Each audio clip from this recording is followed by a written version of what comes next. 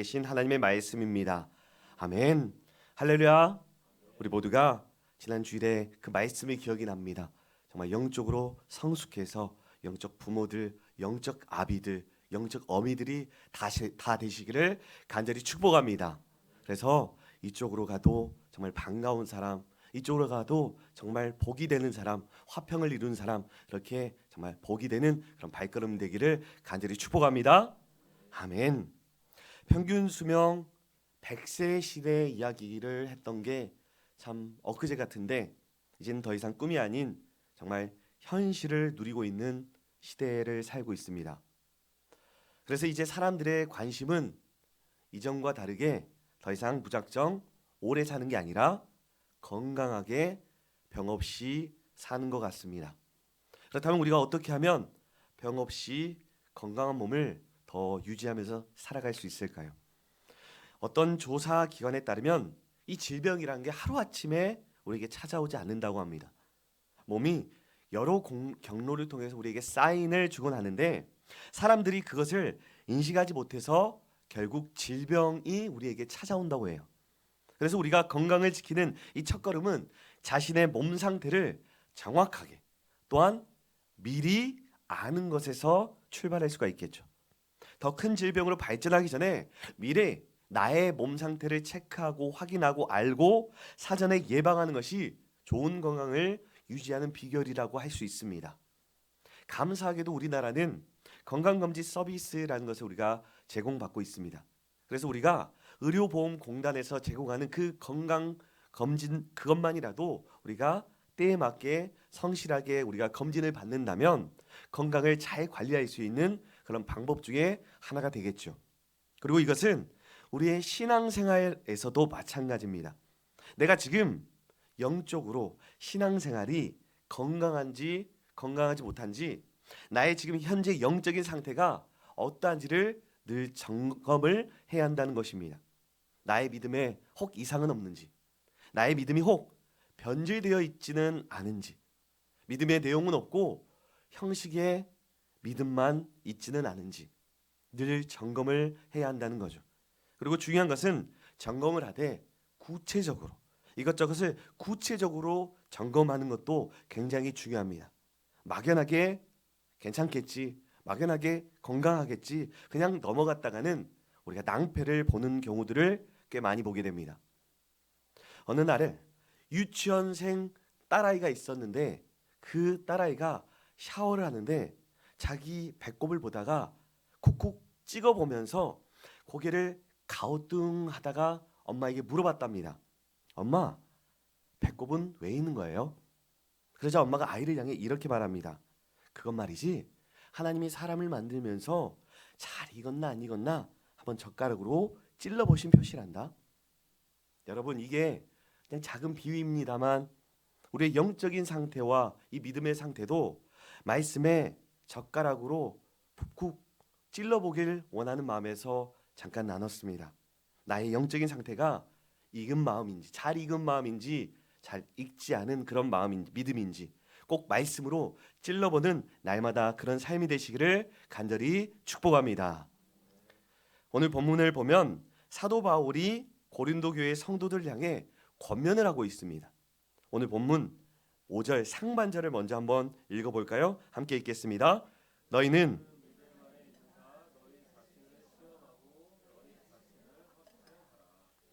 네, 여기까지 상반절. 여기서 보면은 시험하고라는 것이 나오죠. 시험하라. 이 말을 쉽게 말해서 테스트해보라라는 겁니다. 너희가 믿음 안에 있는가? 너희 자신을 꼭 테스트해보라는 겁니다. 그리고 확증하라. 이 말은 확실히 증명하라라는 말입니다. 그러니 시험하고 확증하라는 말을 한마디로 정리하면 검증하라라는 말이 되겠죠. 너희 믿음을 테스트해서 너희가 믿음 안에 있는지, 너희 믿음이 참인지 거짓인지를 검증하고 증명하기를 힘쓰라는 것입니다. 사실 우리들이 이 믿음이라는 것이 평상시에는 내가 가진 이 믿음이 진짜 믿음인지 가짜 믿음인지 잘 드러나질 않습니다. 내 삶에 어려움이라는 것이 와야, 고난과 시련이라는 것이 우리에게 와야, 그때서야 우리가 가지고 있는 이 믿음의 본 모습이, 우리가 가지고 있는 이 믿음의 본질이 드러나곤 합니다. 그렇다면 여러분, 우리가 늘 믿음 하는데 이 믿음이라는 것이 그렇게도 중요하다는 거 우리가 너무나 잘 알고 있는데, 도대체 이 믿음이라는 것이 무엇입니까?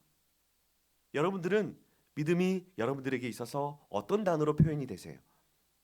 교회에 잘 안 빠지고 다니는 사람이 보이면 참 믿음이 좋다라고 생각하시나요? 예배 시간에 잘 참석하고 찬송할 때 열심히 찬송하고 기도 생활 열심히 하고 그런 사람이 믿음을 가진 사람입니까? 물론 그런 사람이 믿음을 가진 사람이라고 할 수 있습니다. 그런데 더 본질적으로 우리의 어떤 행위라기보다 이 믿음은 하나님이 주시는 선물입니다. 믿음은 하나님이 주신 선물이라서 우리가 변함없이 그리고 한결같이 우리 예수 그리스도를 나의 구세주로 영접하고 신뢰하고 의지하는 것이 믿음이라는 거예요. 어떤 환난이 닥친다 할지라도 그럼에도 우리 마음이 흔들리지 않는 것, 오직 우리 주님만을 신뢰하고 믿는 것이, 의지하는 것이 믿음입니다. 바로 너희가 나를 향한 이러한 신뢰가, 이런 믿음이 있는지 없는지를 확증해 보라라는 말씀이에요. 그리고 이런 믿음이 있다면 우리가 가진 믿음은 가짜 믿음이 아니라 참 믿음임을 증명하는 것이 됩니다. 그리고 5절을 한번 다시 보면 참 믿음을 검증해야 할 대상은 너무도 분명히 다른 사람이 아니라 바로 누구라고요? 너 자신, 나 자신임을 말씀합니다. 오늘 본문 한번 5절 보시면 이 5절에서만 이 너희라는 말이 몇 번이나 나옵니까? 6번 나오죠. 무려 6번이나 나옵니다. 그렇습니다. 무엇보다 나 자신을 검증하고 점검하는 것이 중요합니다. 내가 정말로 참된 믿음을 가지고 있는가? 이것을 시험하고 확실히 증명하는 그런 삶을 살아야 된다는 거죠.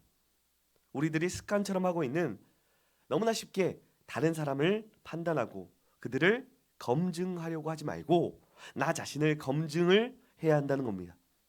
요즘 우리 현대인들을 보고 있으면 세상 지식에 대해서 굉장히 아는 것들이 뭔가 많은 것 같습니다. 그런데 가만 보면 정작 정말 중요한 자신에 대해서는 잘 모르는 듯한 그런 모습이에요. 그래서인지 고대 철학자, 그리스도의 고대 철학자 이 탈레스라는 사람이 이 세상에서 가장 힘든 것이 무엇입니까? 라는 이 질문을 받았을 때 자기 자신을 아는 것입니다 라고 답합니다. 더불어서 이 세상에서 가장 쉬운 것은 무엇입니까? 라는 질문에는 타인에게 충고하는 것이요 라고 말을 합니다. 우리는 이렇듯 다른 사람의 문제나 잘못에 대해서는 너무나 정말 잘 알면서 잘 보면서 정작 나 자신의 삶이나 상태나 문제에 대해서는, 잘못에 대해서는 너무나도 잘 모를 때가 있다는 말이에요. 똥 묻은 개가 겨 묻은 개가 나무를 안다는 말이 있죠. 형제의 눈 속에 있는 티는 보고 자신의 눈 속에 있는 들보는 보지 못한다는 말씀이 있습니다. 이솝 우화에도 보면 우리들이 잘 아는 돼지들의 소풍이라는 이야기가 있어요. 12마리 돼지들이 있었는데 이들이 소풍을 가다가 한 시내를 건너게 되었습니다. 그렇게 시내를 다 건넌 뒤 혹시나 해서 한번 숫자를 다 세어봤답니다. 그런데 몇 마리였을까요? 11마리였대요. 분명 제일 큰 형이 세어봅니다. 둘째 형도 세어봅니다. 다 같이 세어봤어요. 그럼에도 11마리 뿐이었답니다. 그래서 결국 그 돼지들은 잃어버린 그 돼지 형제 한 마리를 찾느라고 계속해서 하루 종일 꿀꿀거리며 거리를 헤매더라 라는 그런 우화입니다. 성도 여러분, 지금 이 이야기에서 무엇이 문제인지 아시겠나요? 그렇습니다. 이 돼지들의 소풍에서는 사실 단 한 마리도 없어지지 않았습니다. 12마리 모두 다 그 속에 계속 함께 있었어요. 그렇다면 무엇이 문제였습니까? 12마리 모두가 다 자기만 빼고 샜어요. 여러분, 이 이야기의 교훈은 무엇입니까? 다들 자기 자신을 잘 보지 않는다는 겁니다. 자기 자신을 잘 모른다는 거예요. 다들 자기 자신을 잘 안 보거나 못 본다는 겁니다. 이것을 우리가 한번 신앙적으로 적용을 하면 나의 믿음의 상태, 내가 성도로서 교회 안에서 나의 모습, 영적인 상태를 잘 보지 못하고 있다는 겁니다. 그래서 먼저 나의 영적인 상태를 점검해 봐야 한다라는 말씀이 됩니다. 그렇습니다. 그래서 우리는 의도적으로라도 남을 평가하기 전에, 남을 판단하기 전에 먼저 나 자신부터 먼저 검증하고 돌아보는 우리가 되길 소망합니다. 나의 믿음이, 정말 나의 신앙이, 나의 모습이 성도로서 바로 서 있는지 안 서 있는지 항상 먼저 나 자신부터 검증해 보길 소망합니다. 혹여 다른 것은 다 알아도 자기 자신의 상태를 잘 모르고 있다면, 특별히 우리의 영적인 신앙의 상태, 나의 믿음의 상태를 잘 모르고 있다면 그것은 너무나 큰 불행이기 때문입니다. 누가복음 18장 8절 후반절을 보면 예수님께서 인자가 올 때에 세상에서 믿음을 보겠느냐라고 탄식하시는 그런 모습이 나옵니다. 그래서 이 시간 한번 우리 스스로에게 각자 한번 이런 질문을 물어보는 시간을 갖고 싶습니다. 눈을 한번 감아 보시겠어요? 나는 과연 믿음 안에 있는가? 지금 믿음 가운데 살아가고 있는가? 이 질문 앞에 아멘이 나오시는 분도 있을 것이고, 참 어떻게 대답해야 될지 아리까리한 분들도 있을지도 모르겠습니다. 그러면 우리가 이 믿음으로 산다는 거, 이 말이 구체적으로 어떤 것인지 한번 우리가 알아보겠습니다. 첫 번째로 믿음으로 산다는 말은 믿음의 고백대로 산다는 말입니다. 또 다른 말로 하면 신앙의 고백대로 산다는 말이 되겠죠. 우리는 늘 신앙을 고백합니다. 그리고 신앙 고백의 대표격으로 사도신경이 있죠. 사도신경 처음에 우리가 어떻게 고백하죠? 나는 전능하신 아버지 하나님, 천지의 창조주를 믿습니다. 그렇습니다. 우리는 전능하신 하나님을, 그 하나님을 나의 아버지라고 고백을 하고 있습니다.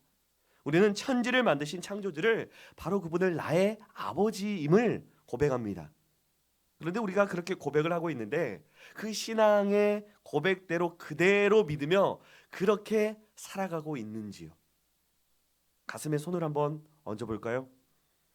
자꾸 뭘 시켜서 전능하신 하나님이, 그 하나님이 나의 아빠, 아버지이심을 믿으십니까? 천지를 만드신 그 창조주께서 나의 아버지이심을 믿으십니까? 정말로 믿으시나요?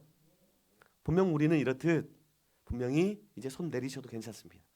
분명히 이렇듯 우리는 신앙의 고백을 분명히 믿고 있고 하고 있습니다.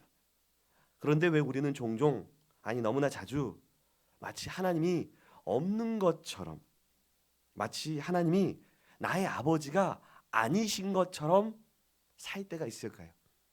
전능하신 하나님이, 그 하나님이 나의 아버지가 되시는데, 천지를 만드신 창조주가 바로 그분이 나의 아버지가 되시는데, 그래서 나는 전지전능하신 그 하나님의 아들인데, 자녀인데, 왜 우리는 하나님의 자녀가 아닌 것처럼 세상의 온갖 문제란 문제는 다 끌고 와가지고 맥없이 살 때가 있을까요?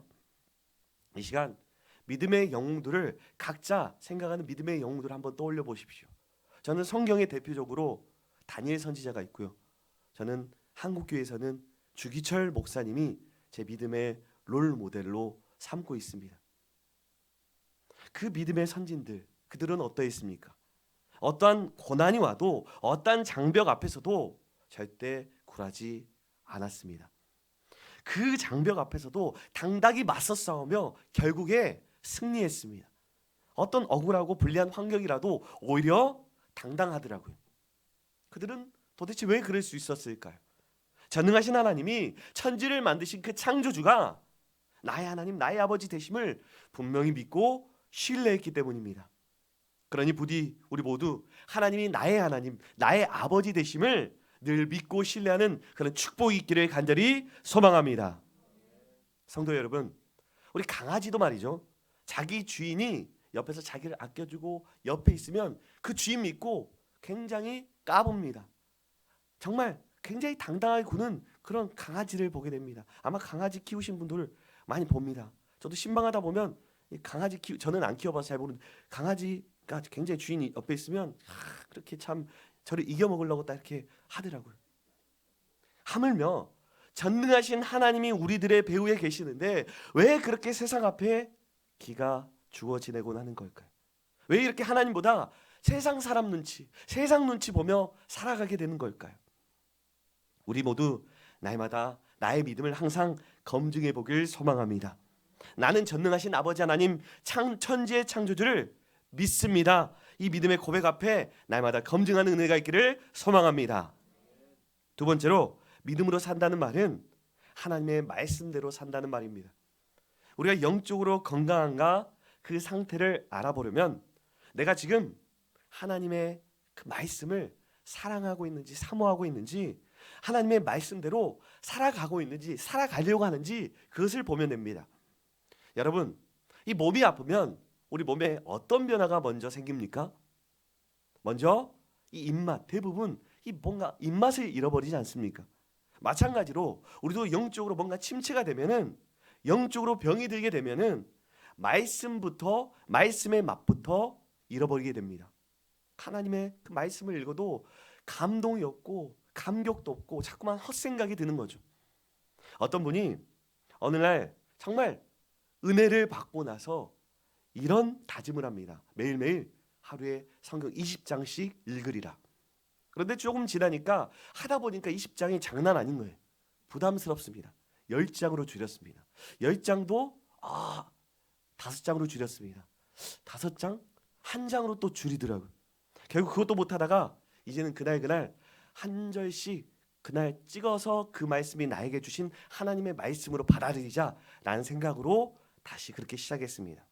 그러던 어느 날 손가락으로 딱 펼쳐서 말씀을 찍어보니까 마태복음 27장 5절 말씀이 나옵니다. 유다가 은을 성소에 넣고 던져 물러가서 스스로 목매어 죽으니라. 이건 너무 뭔가 무섭고 아니다 싶어서 다시 한번 펼칩니다. 다시 찍어봅니다. 그랬더니 누가복음 10장 37절 예수께서 이르시되 가서 너도 이와 같이 하라. 야, 이상합니다. 이건 마치 자기 보고 죽으라는 것 같아요. 그래서 한 번 더 하기로 합니다. 다시 성경을 펼쳐놓고 이번엔 정말 간절히 기도하는 마음으로 탁 손을 펼쳐놓고 찍었습니다. 요한복음 13장 27절입니다. 내가 하는 일을 속히 하라. 성도 여러분, 혹시 하나님의 말씀이 하나님을 만나러 가는 그 발걸음들이 그 자리들이 혹시 자꾸만 번거롭거나 귀찮게 느껴질 때가 있곤 하지 않습니까? 물론 여기 우리 수요 기도에 나온 우리 성도님들은 사모함으로 나오신 줄로 믿습니다. 늘 영적으로 강건하시고 더 강건해지시기를 간절히 축복합니다. 너무나 당연한 말이지만 하나님의 말씀은 달고 작고 읽고 싶어져야만 그런 간절한 마음이 내 안에 있어야만 내가 우리의 신앙이 건강한 영적인 상태인 줄로 믿습니다. 자꾸 말씀을 멀리하고 싶고 뭔가가 번거롭고 귀찮고 설교 말씀을 뭔가 듣기가 거북하다는 또 판단만 하게 되는 예배 자리에 나오는데 뭔가 이런저런 이유가 자꾸 생긴다는 것은 그만큼 영적인 상태가 아프다는 소리겠죠. 영적인 상태가 건강한 사람은 주님을 사모하기 때문에 자꾸 하나님 앞에 나오고 싶어 합니다. 그것이 삶의 기쁨이 되고 활력이 되고 그것이 삶의 보람이 되기 때문이죠.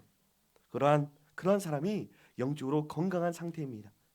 오늘 말씀은 바로 이러한 마음이 너희 안에 있는지를 점검하고 검증해 봐야 된다라고 말씀합니다.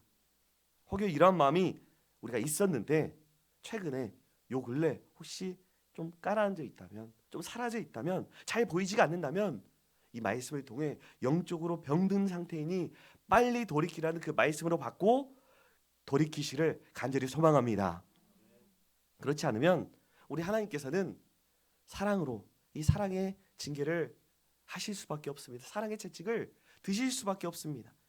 부디 그러기 전에 빨리 돌이키는 애가 이 자리 가운 우리 모두와 또 우리가 만나는 성도들과 많은 사람들이 그런 은혜가 주어지기를 간절히 축복합니다.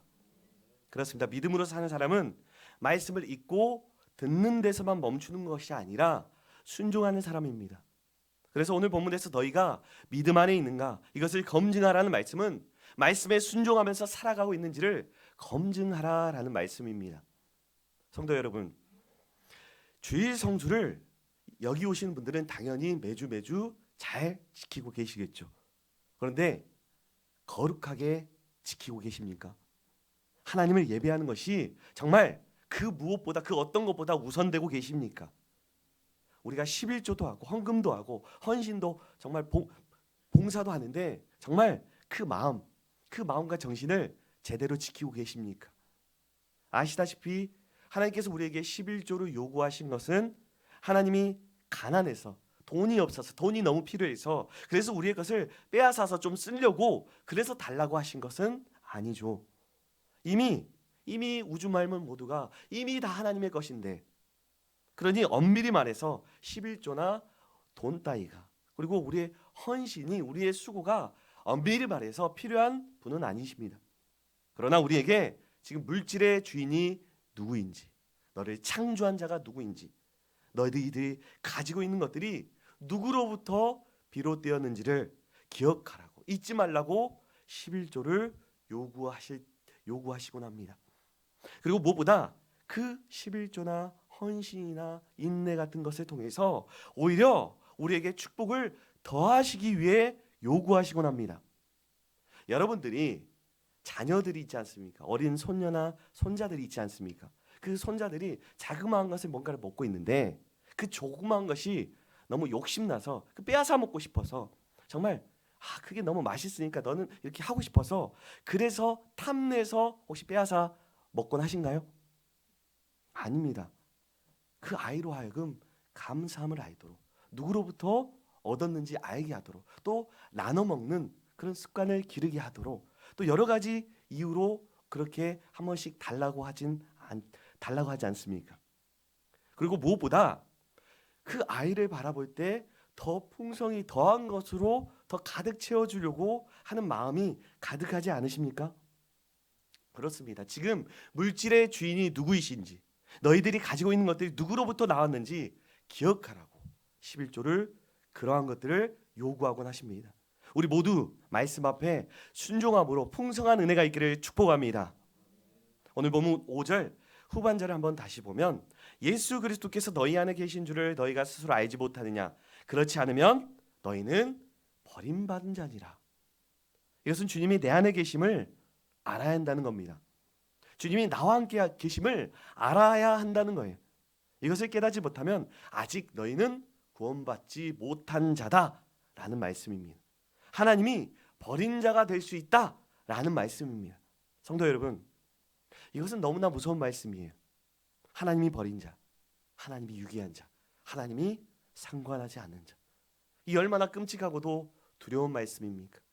친구들에게 따돌림만 받아도 그처럼 비참하고 서러울 게 없는데 부모에게 버림받게 되면 평생 한을 품고 살아가게 되는데 하나님께 버림받은 인생이라니요, 하나님께 유기된 인생이라니요, 이 얼마나 끔찍하고 불행한 인생입니까? 그런데 하나님이 버린 자라는 게 더 정확히 무엇인지 알면 더욱 두렵고 떨립니다. 단지 이 땅에서만 하나님의 인도하심과 축복이 없는 게 아니라 저 영원한 지옥이 기다리고 있는 겁니다. 그러니 부디 우리는 주님 안에 항상 거하기를 소망합니다. 주님이 내 안에 계심을 항상 깨닫기를 소망합니다. 이 인식을 하고 살아가는 참된 신앙인, 참된 믿음의 사람들 다 되시기를 소망합니다. 그렇다면 여러분, 주님이 내 안에 계시다라는 것은 무슨 말씀일까요? 하나님이 내 안에 존재하시는 그런 어떤 막연한 느낌일까요? 아닙니다. 하나님이 내 안에 계신다는 것은 너무나 분명하고 정확합니다. 주님이 내 안에 계시다라는 말은 내가 곧 하나님의 성전이다, 교회다라는 말이 됩니다. 고린도전서 3장 16절 우리 함께 보겠습니다. 함께 읽겠습니다. 너희가 하나님의 성전인 것과 하나님의 성령이 너희 안에 계시는 것을 알지 못하느냐. 아멘. 보십시오. 주님이 내 안에 계시다는 것은 우리가 곧 내가 하나님의 성전이다라는 말입니다. 그리고 오늘 고린도후서 13장 2절을 보면 특별히 하나님의 성전을 가지고 있으면서도 내가 하나님의 성전이면서도 여전히 죄 가운데 살아가고 있는 자들을 향해 강력하게 경고의 말씀을 하시는데 함께 읽겠습니다. 내가 이미 말하였거니와 지금 떠나 있으나 두 번째 대면하였을 때와 같이 전에 죄 지은 자들과 그 남은 모든 사람에게 미리 말하노니 내가 다시 가면 용서하지 아니하리라. 너희가 주님을 모신 하나님의 성전인데, 거룩한 성전인데 너희가 성전답게 거룩하게 사는지 검증하라는 거예요. 하나님의 성전답게 살아가는 것입니다. 그렇지 아니하면 결코 용서하지 않으리라 라고 강력하게 경고하고 있는 말씀입니다. 하나님께 버림을 받을 수 있음을 경고하고 있습니다. 성도 여러분, 부디 우리 주님이 여러분 안에, 내 안에 계시기에 불편하지 아니하도록 해야 합니다. 사실 우리도 그렇지 않습니까? 더럽고 역한 냄새를 가진 그런 사람이나 그런 공간이나 그런 장소에 있으면 그처럼 곤욕스럽고 불편한 게 없지 않습니까? 그런데 내 몸이 하나님의 성전이랍니다. 주님을 모신 성전이래요. 그런데 세상의 온갖 우상이나 오물들로, 세상의 온갖 가치관으로 더럽고 냄새나게 해야 하겠습니까? 우리 모두 주님을 모신 성전이기에 늘 우리의 마음과 생각을 깨끗하고 또 정결하게 하길 소망합니다. 한 가지 이야기로 오늘 말씀을 마무리하겠습니다. 자동차 서비스 회사에 근무하는 어떤 한 분이 계셨습니다. 그분은 오랫동안 서울 본사에서 근무하셨는데 어느 날 일산에 있는 회사의 부품 창고로 자리를 옮기게 되었습니다. 뭔가 좌천된 기분에 기분이 울적해진 그분이 기분을 좀 환기시킬 겸 창고 옆에 오리를 키울 수 있는 수영장 하나를 만듭니다. 만들고 나서는 오리 농장에 가서 청둥오리 한 마리를 산 다음에 그곳에 넣어놓고는 집으로 갔습니다. 그리고 다음날 아침 밤새 오리가 안녕할 것을 기대하며 가봤는데 웬걸 오리가 싸늘하게 죽어 있는 겁니다. 너무 깜짝 놀라서 오리를 한번 이리저리 뒤척여 봤습니다. 다행히 짐승에게 물린 흔적은 없었습니다. 그렇다고 이 수영이 전문인 오리가 물통턱을 기어오르지 못하고 30cm 높이밖에 되지 않는 그 얕은 물에 빠져서 죽었을 거라고는 상상이 가지 않습니다. 결국 오리 농장으로 찾아가 그 주인에게 따져 물었습니다. 그러나 자초지종을 듣게 된 그는 이해를 하였습니다. 오리 농장 주인이 이렇게 말을 했는데, 이 오리는 오리 농장에서 키워서 부화하고 키운 오리입니다. 그래서 수영을 할 줄을 모릅니다. 게다가 이 오리는 어릴 때부터 물에 집어넣지 않았기 때문에 그 깃털에 기름이 분비되지 않아서 물에 뜨질 않습니다. 성도 여러분, 이 오리라고 해서 다 오리가 아닌 거죠. 수영을 할 수 있고 물에 뜰 수 있는 오리가 아닌 겁니다. 교회에 다닌다고 해서, 성도라고 해서, 그리스도인이라고 해서 모두 그리스도인으로서 바르게 사는 것은 아닙니다. 그래서 우리는 매일매일 오리가 오리답게 물에 당겨져서 뜰 수 있는 그런 오리가 되었듯이 우리도 신앙인답게, 믿음의 사람들답게, 그리스도인들답게 나의 영적인 상태를 점검하고 또 검증해야 할 줄로 믿습니다. 내가 믿음 안에 있는지, 내가 정말 믿음으로 살아가고 있는지, 내가 믿음으로 정말 있는지, 믿음 안에 있는지 날마다 검증하고 점검을 해야 합니다. 그래야 우리의 영적 건강을 지켜나갈 수가 있습니다. 그러니 우리 모두가 오늘 말씀처럼 우리가 믿음 안에 있는지를 우리 자신을 늘 시험해서 늘 점검해서 하나님의 거룩한 성전들이 다 되어지시기를, 그래서 결코 우리는 버림받은 자들이 아니라, 유기된 자들이 아니라 저 천국 백성으로 살아가시기를 주님의 이름을 간절히 축원합니다. 아멘.